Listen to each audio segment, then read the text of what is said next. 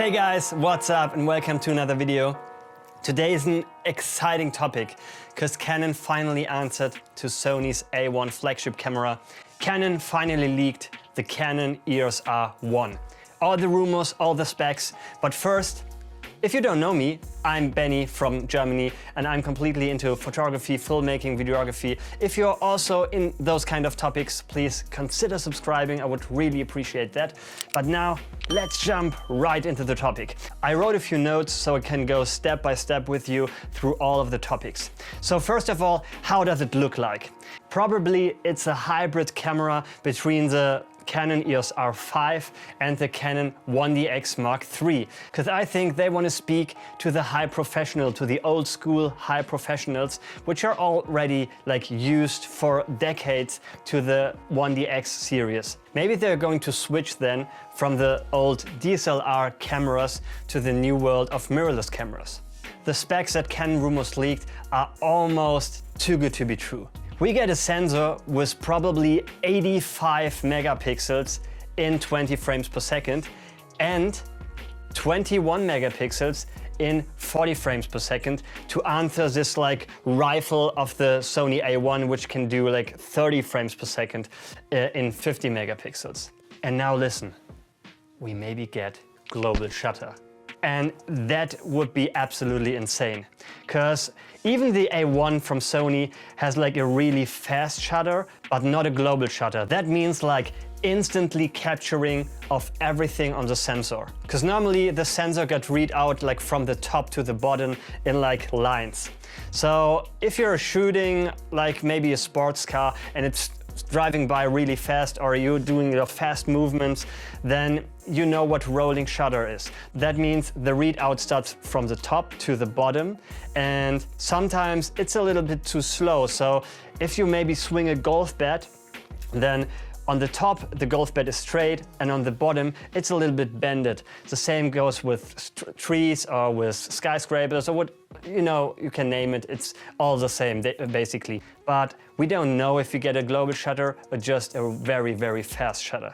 Then it tells us about 15.5 stops of dynamic range and a crazy high ISO from, let's just read that together, from 160 to 1,638,400. Is that usable? Probably not. But if the ISO is so high, that maybe means that also the base ISO is a little bit higher, which leads us to a better low light capability.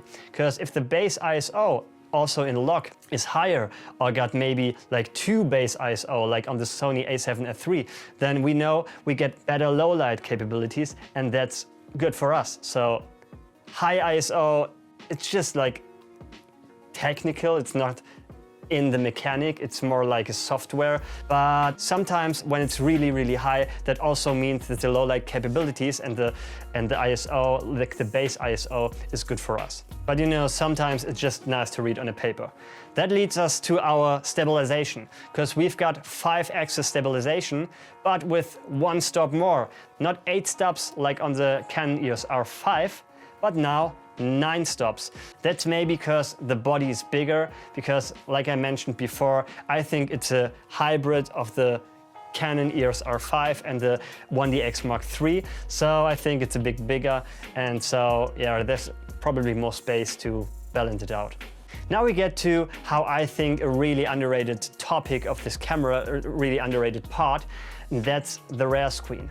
Because it's going to be an OLED screen, and the specs tell us that the display is bright enough to compete in the bright sunlight. That means you're in the middle of a sunny day and you're still able to see the display, which I think it's really important. And that means also it's almost as good as a smartphone display. So it's working also in the bright sunlight. If we get a flip LCD screen, I don't know, the rumor doesn't talk about that topic. I would love to get a flip LCD screen, but probably not, because this camera, we come to that later on, but this is a photo first camera and it's for the high professionals, and I don't think they're going to use a flip LCD. And the leak said it's almost the same for the viewfinder. The viewfinder is the same like in the Sony A1. which means it's on 120 Hertz, which also means it's renewing the image you see 120 times per second. And that's fast. So, but with all the specs and leaks and rumors, what does that mean for us as video content creators? And for which kind of people is that camera? In terms of video, it might shoot 8K, but with a 1.8 times crop. So it's a lower quality than the 85 megapixels and hopefully no overheating. We all knew what happened to the R5, so hopefully they're doing a better job on this with the R1. So for which people is this camera and who should buy this? Unfortunately, I think it's a photography first camera.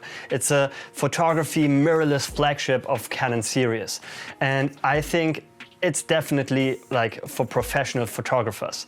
But with a price of $8,500 US, it has definitely some great video capabilities. So it's definitely for those of you who are either rich or like completely professional into sports photography, wildlife photography, or any kind of those topics. Because with a price of $8,500, you can easily get a Red Komodo or a C300, so a proper cinema camera. Maybe it's going to be a hybrid camera, but I definitely think it's photography first for high professional level. But guys, let me know in the comments below what you would love to see on the new Canon EOS R1, which like specs would you love to get, and yeah, make sure to subscribe to my channel because I would really appreciate that.